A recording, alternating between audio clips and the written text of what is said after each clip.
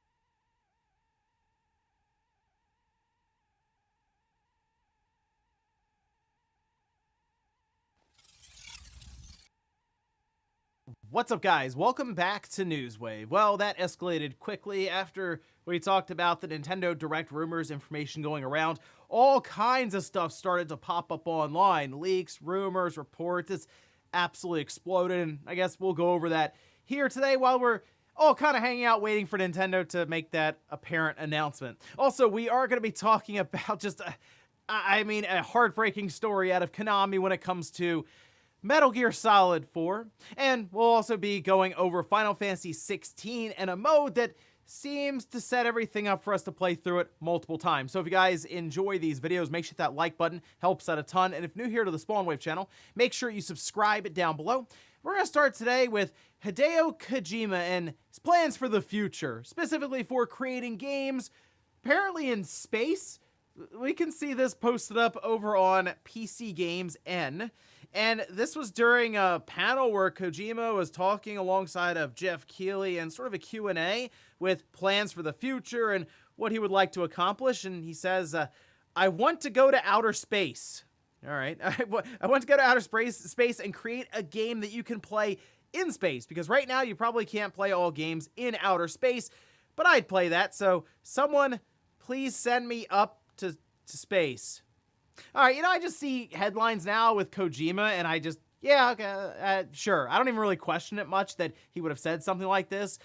Okay, why not? Let Kojima go to space. I'm confused. You mean games that you could only play in space, I assume, with zero gravity, or games that we would play here, but it would give us that experience of being in space? Again, it's Kojima, so who really knows? Just someone has to front millions and millions of dollars to send them to space, and then we'll find out. Also, we got some good news out of Tango Gameworks when it comes to Ghostwire Tokyo, which we can see this over on Twitter. They say, from everyone at Tango Gameworks, thank you to 5 million fans who have played Ghostwire Tokyo. They have some commemorative artwork here from the concept artist, Kenta Muramatsu. And this is good overall because the thing with Ghostwire Tokyo is it feels like a game that definitely needs a sequel. For a lot of the ideas that it had, it just didn't necessarily capitalize on it or flesh it out completely. Like the idea of the hand symbols and kind of the fighting there with the magic was great, but it did feel fairly shallow, especially later on in the game. And it actually kind of felt like it came to a very abrupt ending and then set you up with this open world that had a lot of same kind of scenario set up across the board and more of a checklist situation. So I would like to see another game, a sequel to Ghostwire Tokyo, and the idea of it being in Game Pass, as you can see here with that 5 million player count, certainly benefited from going into that subscription service for people to just sort of try it out. So if they're looking for more and more games to complete a very diverse lineup for Game Pass, I mean, Ghostwire Tokyo is definitely a game that's a bit out there and unique, so here's hoping for a sequel. Oh, and here's an interesting release. We had talked before about Chocobo GP and how Square Enix was shutting that down completely, a live service game that didn't last very long for them. Surprise, surprise, but it appears they've decided to re-release it just as a regular game, which is probably what they should have done in the first place. This you could see noticed by Nintendo over on Twitter with Square Enix re-released Chocobo GP. That was on June 15th. Like, no one really noticed at all. It has all unlockables in-game, no longer has microtransactions. I think they mentioned removing microtransactions and all of that, but this just sort of feels like they decided, let's just release the game as a regular game. And in fact, if you have GP Lite, you can purchase the upgrade and transfer your save data over. And again, this is what they should have done in the first place, but I guess they wanted to try the live service route, and I guess at least it wasn't completely lost to time. They were able to essentially revert it back to a regular game. So there you go. If you were curious but turned off by the microtransactions and the live service aspect, now, it seems like a regular game you can go pick up and play. And guys, with some of the quick news out of the way, let's get into the bigger stuff. Let's start right away with all the rumors, leaks, and reports around this Nintendo Direct, and apparently a ton of games. This might be one of the best Directs ever created from what is getting out there right now. And there's a lot of talk from Sean about a disease for the Nintendo Direct, a sickness that's getting out there. People basically just getting excited for something that hasn't been announced yet, although I guess a lot of people have been kind of pushing the idea of a Direct for quite some time now. However, you can kind of feel like, okay, a little different right now. And in fact, any time now we could have that announcement, and typically happens about an hour after Newswave goes up, so who knows, by the time you're watching this today, it might already have happened. But I figured we would take a look at some of the stuff that's being talked about currently, one of which includes Atlas, because why not? I mean, you can see this over on Twitter, someone capturing the screenshot of an unlisted trailer for Persona 3 Reload, and it has the Switch text in there for the different platforms that it's coming to. And this is just, again, it's just Atlas. It's what they do. But I will point out, because people are like, oh, this obviously means Persona 3 Reload is going to be in this reported direct. The only thing with that is, in the card at the end of the trailer, there is no Switch logo, and it does make me think that it's going to be one of the most Atlas things ever. Whoever posted the video, social media manager or anything, just kind of copy and pasted from Persona 5 Tactica, the different platforms, and didn't realize that Switch was in there. Then they went back and remove that Switch text. Then we also have talks around a couple of games that could be in this direct from Pyro, and so apparently this Twitter account has guest stuff right in the past. I've seen this play out with Waddle Dee Knows and all of this, where they can post a bunch of stuff, delete things that they're right before, so they start trolling later. But this made the rounds again, and we'll see where this has kind of evolved to, but they mentioned a new 2D Mario Brothers, which I don't think is very hard to predict. But the other one's interesting. A remake of a Super Nintendo classic. I initially thought it would have been maybe something fun like an RPG, an HD 2D setup from Square. And that's still very possible here, but now it's gone completely out there, and some are even expecting a Chrono Trigger remake, with Zippo Speaks throwing that out there. But it seemed like there was talks about it being Square Enix in general, so I don't know. Take your best guess on that one. Oh, and I guess we can quickly touch on the Shin Megami Tensei 5 Complete Edition. This was teased in kind of an over-the-top fashion here by Xun. And this is over on a Chinese forum, and they have actually gotten several things right in the past. And in this case, they set up for the concert with the background shifting back and forth to some text that translates to Complete Edition. And yeah, I expect Shin Megami Tensei 5 to go to other platforms like PlayStation and probably PC, because it was in the NVIDIA leak list. And once again, I don't think you should really go against that list, not with what it's proven in the past. But this might be my favorite one of all, and it kind of shows where we are with the hype and speculation, all these trains running together. This is posted up by Rob on Twitter, and it was pulled because in the background, there's a Nintendo Switch logo on the right for advertising behind home plate. Then on the left, Nintendo logo and Mario holding up a bat, which people then took to mean that Nintendo accidentally, I guess, ran the ad early, and it's for a new Mario baseball game.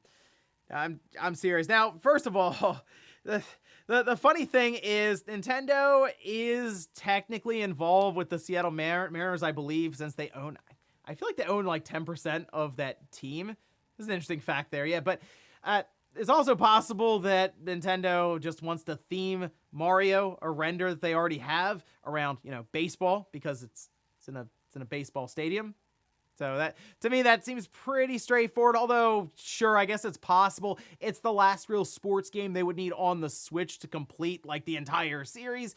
So why not go ahead and do a Mario baseball game? It would make sense. But I guess at least people are excited, and that's never led to disappointment on the internet. But one thing's for sure, we'll kind of hang out, wait to see if Nintendo does have it direct to announce, and we'll see if Sean starts feeling better out of nowhere, breaks out the crystal ball, and has his Nintendo Direct predictions ready suspiciously early later on today. We'll see. Next up, let's talk about Konami, and kind of a frustrating story looking back on it, mostly for current preservation and just availability of this title, and that's Metal Gear Solid 4.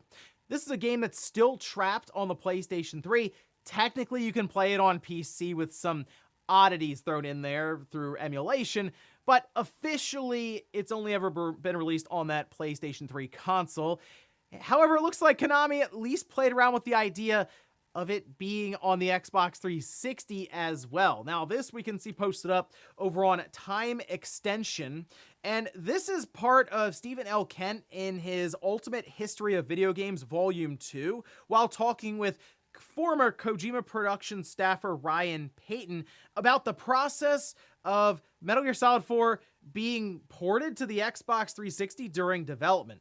Says, despite how downtrodden my colleagues were with developing on PS3, now that referencing the PS3 being notoriously difficult to create for, specifically for the cell processor, and to my understanding, some of the poor documentation from Sony around it, saying most of them were still hardcore Sony fans and were not in favor of spending resources on such a test, this referencing the Xbox 360. They believe Metal Gear Solid 4 would look and run terribly on Microsoft's older and inferior hardware. One fateful day, the Konami R&D team hosted a meeting where we got to see the fruits of their labor, Metal Gear Solid 4 running beautifully and smoothly on an Xbox 360. As one of the few unabashed Xbox fans in the office, I was excited. Casey is an expert in many things. Painting is not one of them. But she wasn't going to say no to Grandma. She's a mic. When there's a mic in your hand, there's a mic in your heart. The world needs more mics. So if they had the game running on the Xbox 360 during development alongside of the PS3 version, why didn't it come out on that platform? Because apparently there was no deal with Sony to make this exclusive for the PS3.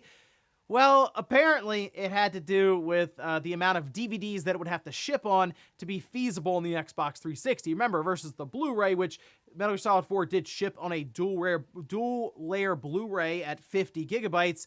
I mean, you kind of do the math, it would take quite a few DVDs for that to function on the Xbox 360. Even if they went like dual layer there, it'd still be 4 or 5, maybe 6, and that's if it had to be 50 gigabytes, because to my understanding, Metal Gear Solid 4 is not that large. From what I've seen, ripping it from a Blu-ray, it's like 30 gigabytes or so. And after it had come out, there was a patch that was pushed to where you didn't have to do those installs depending on where you were in the game. It would just all install at once. And I've seen people talking about it range from 10, 15 gigabytes or so. And really, if you look at Metal Gear Solid 4 when it came out in the first place, it kind of mirrored having to change out the disc and install.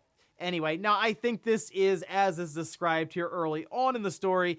They were more on board with Sony and the PlayStation 3 just because of the overall tone and the way that people at that studio saw the Xbox 360, which Xbox has never been very big in Japan. And when they were deciding between the two, despite the struggles of the cell processor and the PS3, they still wanted to go with Sony's console. But the reason this is so unfortunate is because it probably would be backwards compatible right now on the Xbox One, the Xbox Series, if it had released on the Xbox 360. Because the HD collection is backwards compatible, I figured that would also probably follow suit, and you would have at least 2, 3, Peace Walker, and 4 available right now on the Xbox Series, probably upscaled to 4K, maybe an FPS boost. But here we are now still hoping that Konami will just do a full-on port. At least we know, based on the story, it is possible, and it's not necessarily due to it completely being developed for the cell processor, as they were able to make it work on the Xbox 360 setup as well. Next up, let's talk about Microsoft and their view on the current VR market, and if it's even worth them jumping in when it comes to gaming to maybe compete with the PlayStation VR 2 and soon to be MetaQuest 3. Well, this was in an interview with Hollywood Reporter and Matt Booty. We can see this posted up, transcribed over here by VGC, saying, I think for us, it's just a bit of wait until there's an audience there. We're very fortunate we've got these big IPs that have turned into ongoing franchises with big communities. We have 10 games that have achieved over 10 million players life to date, which is a pretty big accomplishment, but that's the kind of scale that we need to see success for the game.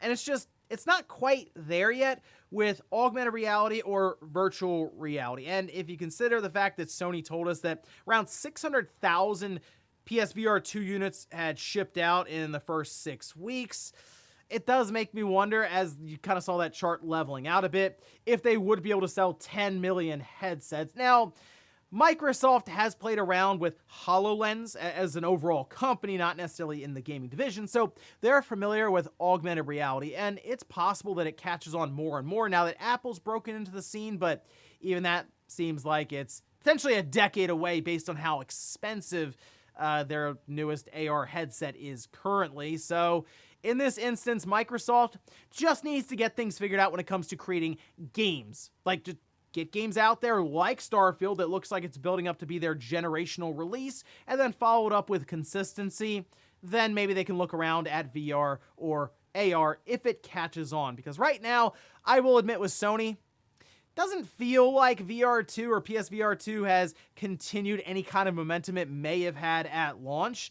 We're still kind of waiting for some big time releases to come out that really captures the mainstream. So in Microsoft's mind, they'll play it safe, sit out on the sidelines with VR until it's able to prove itself. Although I will say, if given the option from a consumer side, I would prefer Microsoft to jump in as well, just to try to get that sector kickstarted a bit more with competition and just more games, because right now that's what VR needs, is just more interest. And with Microsoft and Sony pushing along with Meta, that maybe could get VR going, because it just seems to be struggling still, even with a lot of money and a big company like Meta and a big company like Sony really pushing it. And in our last bit of news, let's talk about some new details for Final Fantasy XVI. This, though, talking more about the post-credits. After you beat the game, what is there for you to do? Well, take a look. This was a screen capture from Genki over on Twitter talking about Final Fantasy mode. And this is basically the New Game Plus mode, and it's a hard mode you can access after completing the game, so there'll be higher enemy levels. Your level cap is raised all the way up to 100. The Ultima weapon is available for crafting, level, possessions, abilities, all of that are carried over, and a gold trophy for completion. It's interesting, though, that the Ultima weapon is basically locked behind completing the game once and then going back through on New Game Plus, but if the enemies are stronger, you'll probably need that ultimate weapon anyway, and that's always the really fun part about Final Fantasy, is finding the ultimate weapon or ultimate weapons as you go through, because it just makes you feel incredibly powerful. And I guess going through New Game Plus, again, where you'll have stronger enemies, it makes sense to try to feel even more powerful than your initial normal or maybe even easy playthrough there. But it just feels like more and more information that we've been getting around Final Fantasy XVI has been making it sound better and better. But tomorrow we're really going to find out, because that's when the Metacritic score drops, along with a bunch of reviews, impressions, and thoughts from independent outlets, and not just Square Enix obviously trying to sell us on the game. But I mean, we've been able to play the demo. Thought it was pretty good, so I'm looking forward to this game when it releases at the end of this week. And good to know that there is quite a bit to do, seemingly, even after you beat the game. And before we go to the comment of the day, we're going to take a look at the poll that I posted up yesterday, where I ask, if a game has New Game Plus, do you play through the game again using it right away? 5% of you are completionists, saying, yeah, restart it and play through it again for that completion. Maybe the Platinum Trophy, the 1,000 gamer score on Xbox. 65% say only if I really like the game. 30% say no, when I beat a game, I don't play through it again right away. I will admit now I'm more likely to just go to the next game after I beat a title rather than go back through for completion's sake or New Game Plus. Whereas back in the day when I got like 2 or 3 games a year, I would definitely do New Game Plus, and I at times beat that game multiple times to get as much time out of it as I could. Although I will admit now, even sometimes New Game Plus can be a lot of fun, especially when you start up with all your abilities from the end game, from the previous playthrough, your weapons, your accessories, and you just kind of blast through all the enemies early on in the games. That part, yeah, it can be a lot of fun. And we'll finish up with the comment of the day, as you're seeing here. This is from Autumn saying, what's your honest take on DLC Spawn? Despite the monetary factor, do you enjoy coming back to IPs, or does it feel cumbersome in a day and age carefully timed release cadence? So this is interesting because it brings up the argument of how far out from a game's release do you have to wait for downloadable content? Because there are times where it'll be a year or two, I'll go back to the game, and I've completely forgotten how to play it. I have to relearn it. Spend like the first hour just remembering how everything worked, whether it's combos in an action game or even just full-on setups or storylines in an RPG. So in that instance, provided everything's on the up and up and things aren't held back, I don't mind getting DLC that's legitimate and like sizable a month or two after the full game comes out.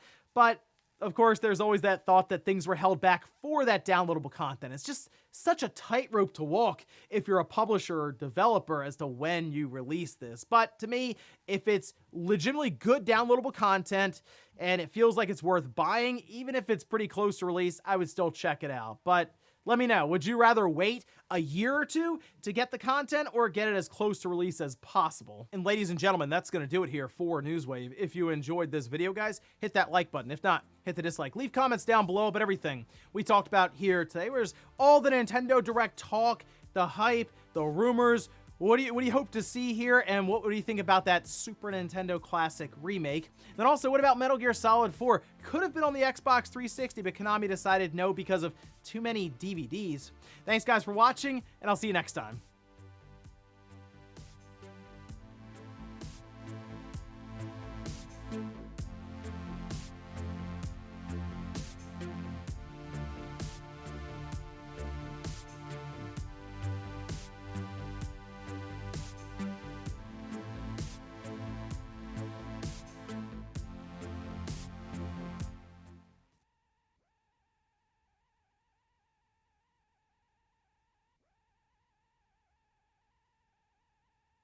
Annika, ich habe die Bombe gefunden. Okay, Johann? Das sollte ein blauer und gelber Draht sein. Schneid den blauen durch. Die sind beide blau.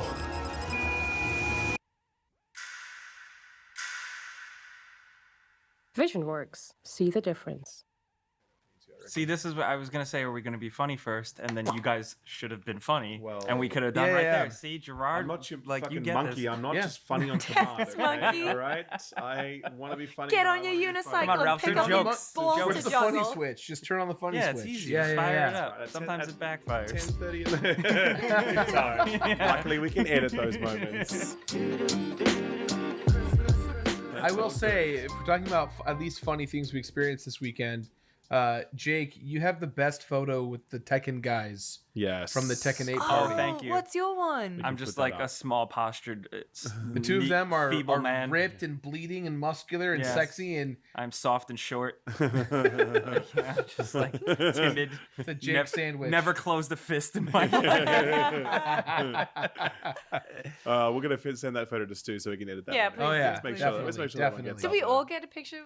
I did. I got did. one. Yeah. I was more like a chieftain, kind of like. Yeah. I did one where I was like pretending to whisper in one Yeah, of I their saw ears, that. and we were bitching. That was a good one. So people listening, there was a Tekken 8 event, and there was Jin and Kazuya, thank you. And they were like incredible cosplayer actor men with like perfect muscles and the crazy hair. Yes. And everybody was walking up and taking pictures with them, and they were really cool. I wanted to like be very polite and not like objectify them, just being like, "What's up? Let me take a picture with you." Doing these ones. I was Hey, like, whoa, yeah. whoa. I was like, "Hello, how are you? How's it going today?" You know, and they were really dope. They were really cool. Yeah. Love those guys. The scary part about them is that they had even all of the veins. that Yeah. those Oh guys my had. yeah. god, Like, they didn't look yeah. real. they didn't look real at Well, all. So we saw them. We were with you when we walked past them, and we were like, "Have you seen these buff guys Yeah. at Yeah. the Tekken stand?" Tekken was not playable at all, by the way. This is not No, like. it wasn't. No, they It was gave us literally- they gave us Yeah. gold medallions for a The beta. alpha or a Yeah. beta. Yeah. Well, the thing is that they Tekken held a party that just turned out to be Harada's birthday party. Yeah, that's right. And they That's just had cool. these. They had these I cosplayers. wish we had known that. I would have Me brought. I would have brought too. Harada Put a something. present. Yeah. Yeah, Yeah. sure. Yeah. I'll put her some Tim Tams. And we Yeah. walked past and like kind of Nice. snuck a look in, and these two amazing cosplayers were there. And we all thought they were wearing like the bodysuits Yeah. from Arrested Yeah. Development. No, they Yeah, were real. yeah, But they were real. They were real. That they could really throw one another into a volcano. Like Yeah. absolutely. It was all. They were also there the entire day. Yeah. I walked It was by like at one Both point. days. Both days. Both days, 9 a.m. days. ripped, shredded, cold, ready to go. Cold, I yeah. walked by one time and it was like dead because everybody was like at appointments and they were hanging out, chatting together, and like eating a bag of chips. Wait. And I was like, "Are you allowed to do that? Yeah, I Is that That's lore not canon. appropriate? Is that a Well, canon event? They're eating well, sun chips." That part of like the Tekken Lounge, whatever it was mostly just for the party. Yeah. But they had them for both days, and we didn't really know It's you a could good go spot to in post there. up. Yeah. But also like they had not one but two ice sculptures. That's true. They had an ice luge. Oh. The photo I am sharing, I will send to Stu as well, is these buff dudes that we're talking about sitting down playing Blue Protocol, right? So it looks he's like lit- the meme of like Yes King, like Yeah. like the jacked guys at the computers. Super, exactly right. It's exactly So that. good, It's dude. very cute. Oh, man. okay. Welcome to the Friends Per Second podcast. We're in person. Yay! Yeah. Guys, we did it. We made it a year. We're Dude. here. I know. 1 year. 1 year. 1 year. That is One crazy. year. It's episode despite being a year, it's only It's episode 23. 23. Yeah, that's because we are every other week, and we've been gone for a while. We're actually a little later. This is a really big episode. We're going to be talking about stuff you may have heard about a while back, but we've also played a lot of things behind the scenes at all these events, so we're talking about a ton. We're also talking to Ben Starr, the lead actor of Final Fantasy 16. He plays Clive. He's like right on this couch. Yeah. Where Jake is sitting right now. He was here just before we recorded that block first. Yeah, we had a really good And, conversation. Yeah, so. it was best. really, really I great. love Actually. So sweet. Yeah. I want to be friends with him. I think he would mean, like to be friends with you. Yeah, you Ben- guys had a Ben- moment where it Yeah. was like, we don't Capital need to G be. gamer. That's Like, right. I was Ben, if you're intimidated. watching this now, And he will be. let's do a co-op game. What do you want to play? Let's right. do Resident Evil 5, whatever. I'm down. Let's do it. This is how fast dudes can become best friends meme. Just guys where being these dudes. guys just talking about getting trophies in He was- playing the game. He's literally like trophies, and it's like a dog whistle to Yeah, you. yeah. It's like What? trophies, and then you're like trophies. Yeah. Crash Team Racing Nitro, you know? when he said that, I was like, Jesus Christ, this Yeah, I guy know, right? really is. Even I didn't He's do a that proper one. Yeah. I'm sitting there. Damn. Yeah, so look forward to that. It's a Sweet good stuff. chat. It's a good chat. So with everything we have, I think we'll do a kind of a little breakdown, rundown of some of our highlights of each of the things. That's kind of what we did last year, which was our first episode. Yeah. Wild to So think. we might as well start off with the Jeff Keighley Summer Game Fest stream. Yeah, it was all right. I thought, I liked it. I think starting with that Prince of Persia game, which we are going to talk about today. Oh, yeah. 'cause, Yeah. did we all get hands on with that? Yes. Yes. Oh, yes. I Yeah. got hours of hands-on Yeah. on it. Oh, yeah, you went to I went Paris. to Montpellier to play it. That's I was crazy. there. I was there, and yeah, we'll talk about it later. Oh, yeah. Yeah. Yeah, for me, I'm getting the list up, too. yeah, I've got my list I too. know there's so many. There was a lot. One of the biggest Yeah. highlights for me was, let me see that. So this is small. This is small stuff, Yeah. medium stuff, big stuff. Oh, nice. It was nice to breathe the same air as Nicolas Cage. Oh That my was really God. nice. Oh, I was so envious. Yeah. So we were doing like the Giant Bomb talk over, and I was in the studio, and I was like, oh, there's always gonna be a big guest. There's always gonna be Yeah. something. Yeah, and then yeah. you guys were there, and it was Nicolas Cage. I know, I'm like, right? oh, and he looked so happy to be there. Yes. Really he was did. very excited to be there. Because Al Pacino, you could tell they kind of just pointed him on the direction of the Yeah. stage and shoved him out, and he's And like, then- "What? Oh, what am I? What's going on here? Huh? Can't read that." Yeah, and then that they was cut off it. the teleprompter. That's Like, good luck. right. He's Al Pacino. We'll figure it Yeah, out. yeah, Sir that's Picard. right. Michael but Madsen. what's his name? Cage was just like, he loved it. He was just up there. Yeah. He was just inhaling the moment. Yeah. with his full like the facial expressions and the eyebrows. And Oh, just yeah. all of it, man. It was amazing. Looking good, too. He looks He fantastic. knew whatever he was gonna say. would be a meme. I feel like he probably just had some bullet points in his head. Yeah. And then he just Nick Caged the rest. You know what I Yeah. mean? Like, imagine being in a game where you play yourself too. Like he doesn't Yeah. have to reach too I mean, much this there. is the year of meta Nick Cage, right? He Yeah. was in that that movie Oh, last year. Unbearable Massive Weight of Talent? Massive Massive Weight, Talent. yeah. Have you Yeah, seen sure. Renfield? No, I heard it's awesome. great though. Oh, I good. really liked it. Yeah. And I he's hamming it up. He's that scenery, bite marks all over it. the Oh, Nice. I like it. It's a good that's wow nice phraseology. Wow. The takeaway, honestly, for that, because I'm not like a Dead by Daylight guy, and we're talking about this for too long, but I hope other publishers, developers take note because he seemed genuine. Yes. I've seen anecdotes out there that like he does really genuinely like some games, and I think there's more opportunity for him to actually be in something, and that like would get like What be else? a consumer. Fortnite. Of What that. else should he be in? Fortnite. Don't say Fortnite. Anything but Fortnite. What else should he be Oh, in, Jake? God. Tekken 8. He Fall Guys. Fall Guys, Fall Tekken Guys 8, is dude. really good. Fall Guys Yeah, actually Fall Guys is really does good. work Yeah, quite it's well, excellent. to be honest The with bees.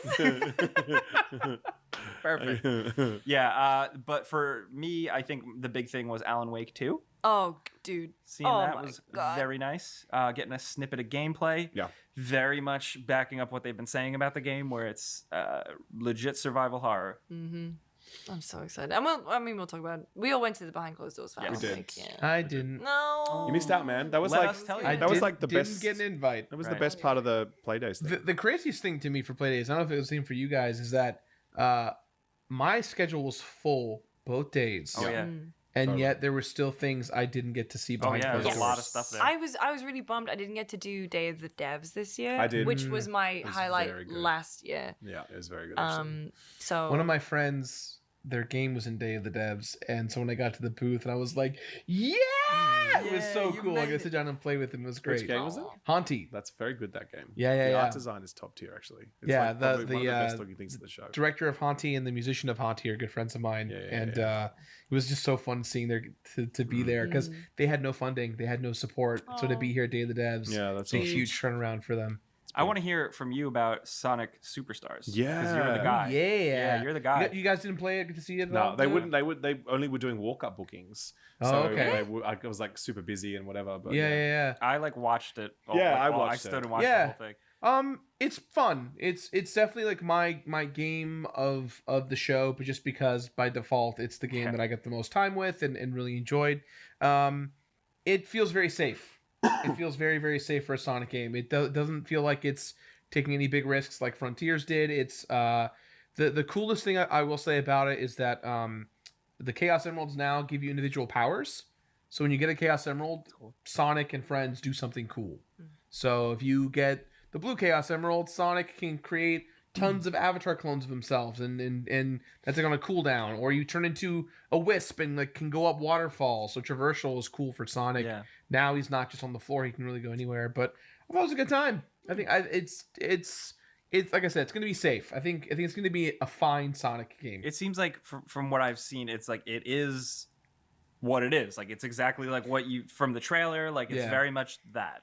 I would have loved it.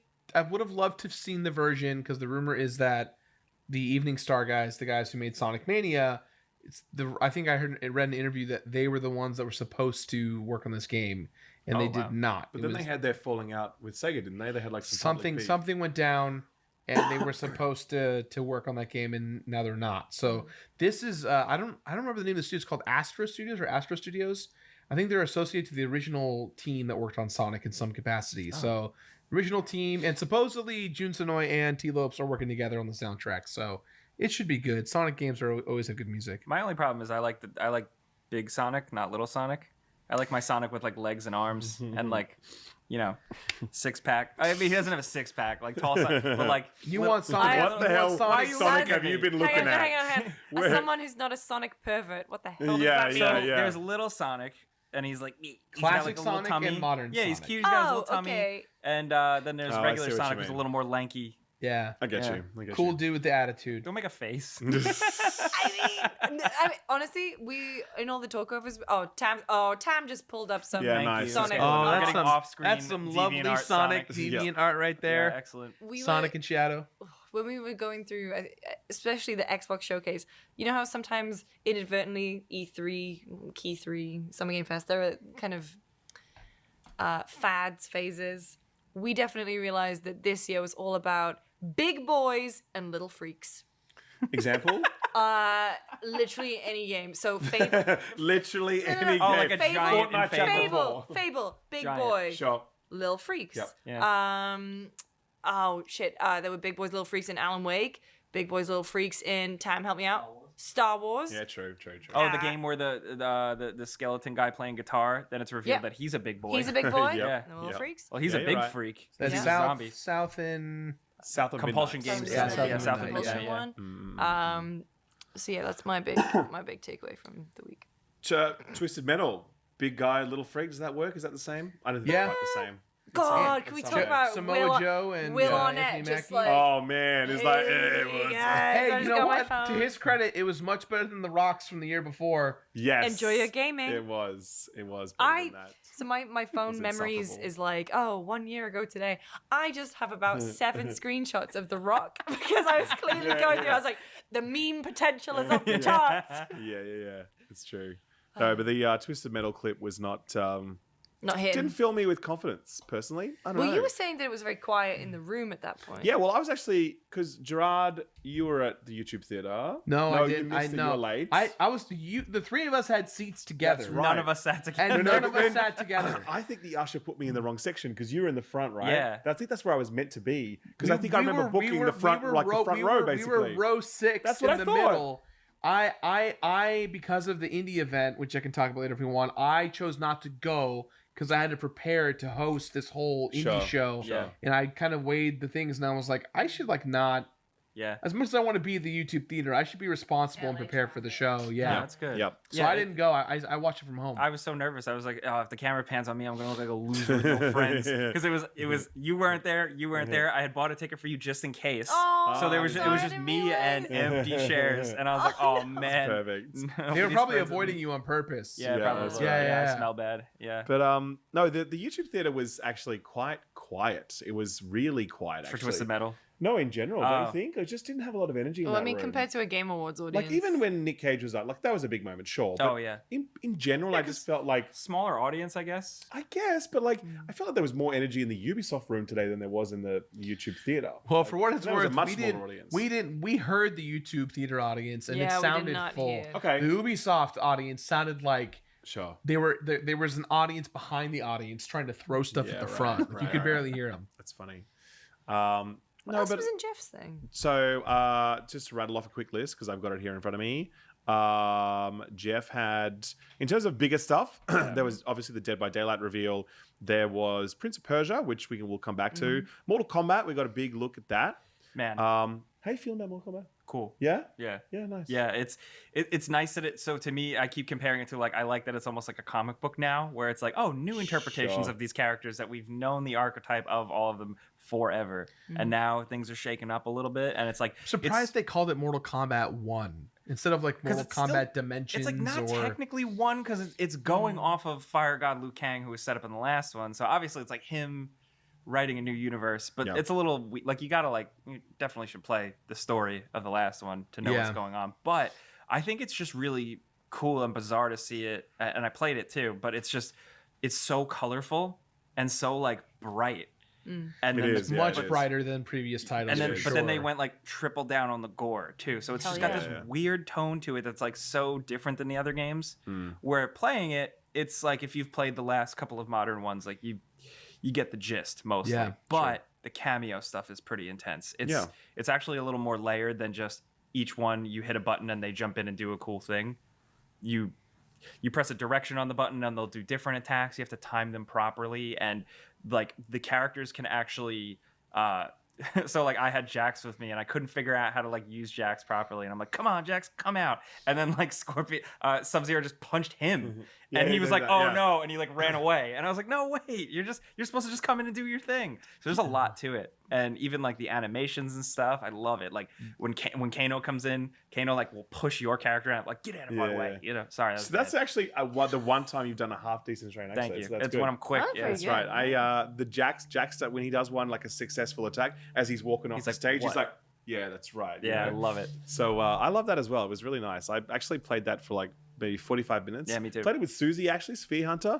Basically dumpstered her for 45 minutes straight. That was a good time. So shout out to Susie on the podcast. Thank you very much. He literally walked out and he just started telling people. He's like, she walked in. She walked in so confident. That's right. And then the night before that, she was bullying me all night long. So I felt vindicated. I don't want to throw any more shade towards Susie under the bus, but in the Street Fighter 6 closed beta for the reviewers, she was one of the only people on there playing, and I whooped her butt. Sorry, Susie. That's right. Yeah. Now who's getting bullied, Susie? Sorry, she's in Cyberpunk. I was gonna say. She's in Cyberpunk. I played Cyberpunk, and we found her, and she's fucking excellent. That's in cool. it, so. That's very cool. Congratulations, Susie. That's a very cool cameo. Yeah.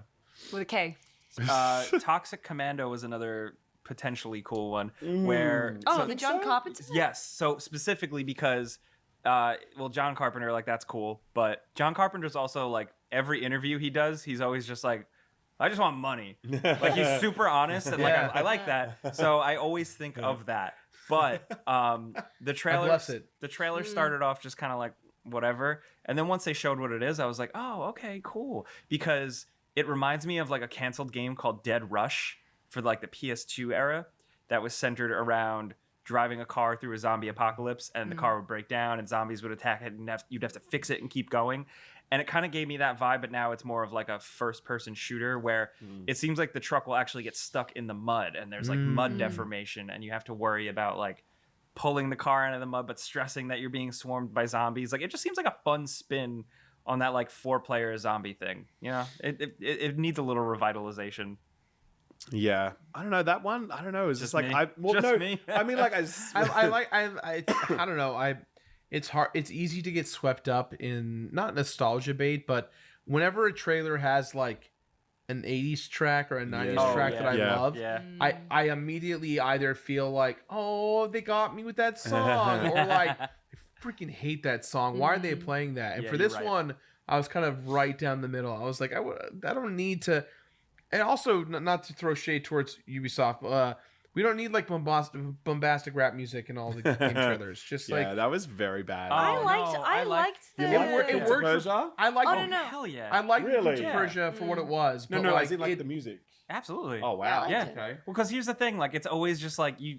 Like, I feel like it's. I don't know how to say this, but essentially, like, you're a hardcore gamer. Like, you know, it's just flashy marketing. You know, the game is gonna be like normal Prince of Persia music. It's just a commercial. Like, it's gonna have the new type of music that is popular. Sure. You know? Yeah, that makes sense. Yeah. Also, I just like hip hop, so I'm always like, yeah, cool, sick.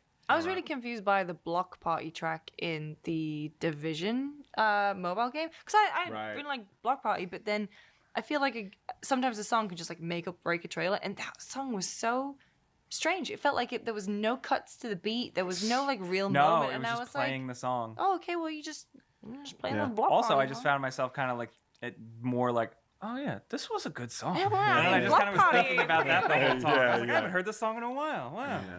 Yeah.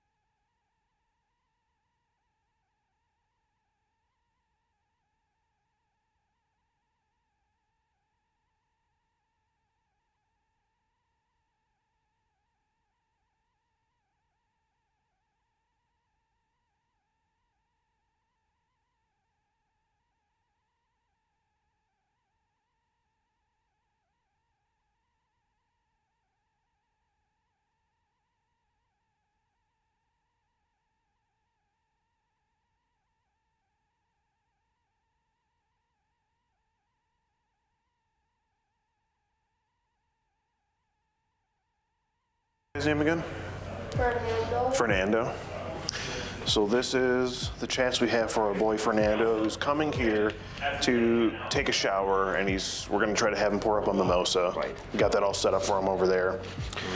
The girl tells him she's 13. He says he's 32. Let's see what he's talking about. She's virgin. Let's see where we have that. Dude, double your age. Are you cool with that? Also, yeah, so send me pictures. Yeah, you're so cute. Too bad you're so young. Are you a virgin still? That's the type of guy she likes. He says it's dangerous that you're underage. It's dangerous for him to come up in this house and take a shower, all right? I'll tell you that. I just told him to burn the... Just call him quiet.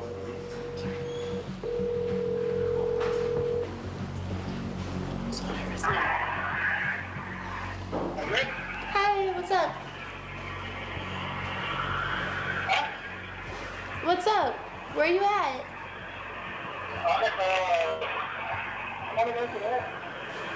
You're still 20 minutes away? Where are you? Can you go outside your house? Yeah. Okay. Are you almost here? Yeah. Okay. Yeah, here you are, right? Do you want Yeah. Well, I was wondering if you could make... I got some for mimosas if you want. Mimosa? Yeah. Yeah? I'll have one today, okay? Do you want to make it though? I don't know the levels. So we hear Fernando walk in. He's sparking up conversation with the decoy, trying to make her comfortable. You can tell by his voice that he's pretty nervous. So, he pours up a mimosa. Now this guy thinks that he's in this house alone with this 14-year-old girl. Little does he know that just about 15 feet or so around the corner from him, there is a camera crew of about 10 guys.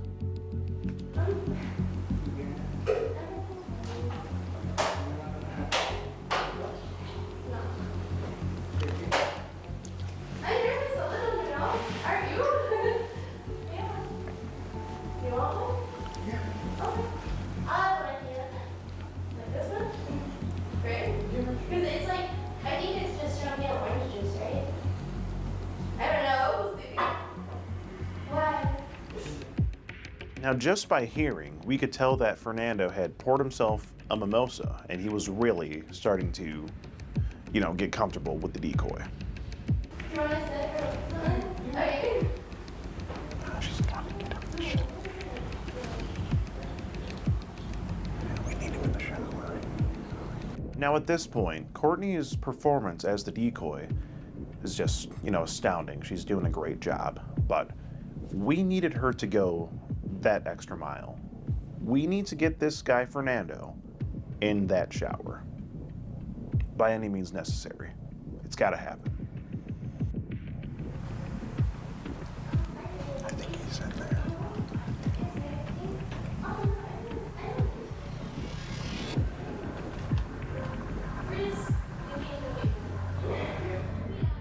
Now, we had no idea what was going on from around the corner, but we were just praying that we would hear the shower water turn on.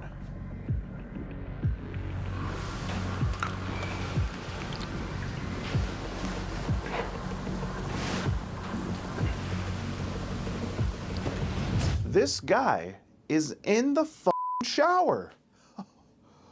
Holy shit.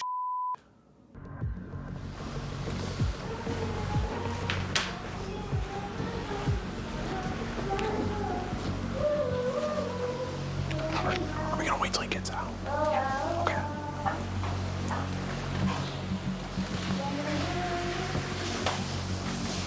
I don't know, what do you want to talk about? It's okay if I get water or... You want to come inside? I'll go inside. He's talking to the decoy from the shower, trying to get her to come inside and join him. I mean, Fernando, she's 13. Come on. It's unbelievable. I run a baddest.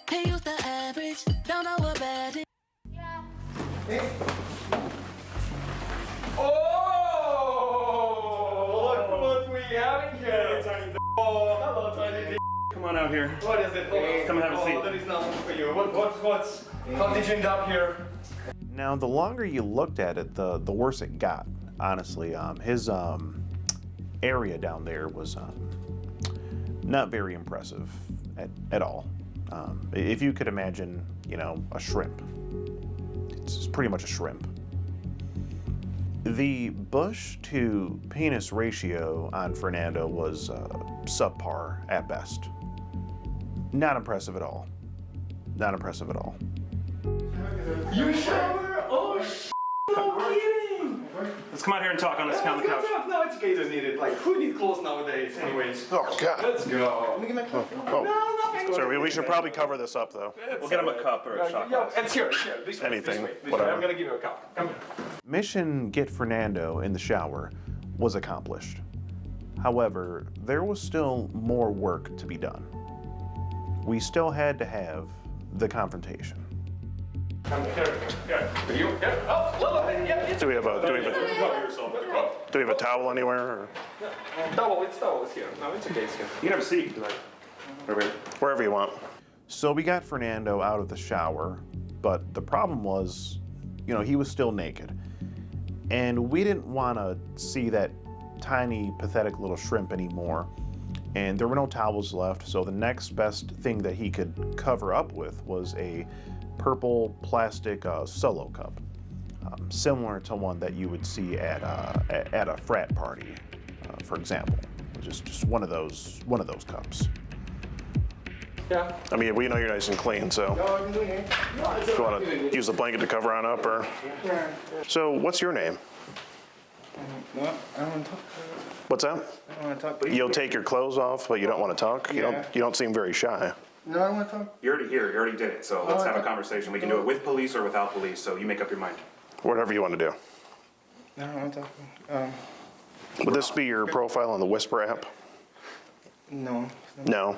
So your name's not Fernando, I'm scared. I don't want to talk. and you're not 32 years old. I'm not. Do you have an ID on you, Fernando? Oh wait. Yeah, it's probably in his pants. He's. I don't want to talk. Bathroom. I don't want to talk. Really, I don't want to. I wasn't talking to you. I was talking to security. No. You're already here, bro. I know. The girl tells you that she's 13 initially. She asks you if it's okay. You say, "Wow, you're young," and then you say you're 32. How did you mess up? Oh, I just came here. I don't want to do nothing with her. I told her straight up I don't want to do nothing with her. Why did you touch me then? I didn't touch you. Why were you? Are you naked? No. Bro, you're naked in this house. No, I was just gonna The shower. whole I Shower didn't because I was plan on working. anything isn't going to work. Fernando, you're naked. I know, but I Okay. didn't do anything. I told her no one. You're sitting here naked on a couch. You can't sit here and tell me that you weren't planning to do anything with this 13-year-old girl that you're here to meet tonight. There's a purple cup on your right now, bro. No, I don't want to talk. But you Actually- want to shower at a miner's house. No. With me. You asked me to join you countless times. Just did shower, dude. Asking that nobody's home. Oh, are we sure there's nobody home? No. And that was an awfully quick shower. Did you scrub in between the knees? I don't want to talk though. Okay.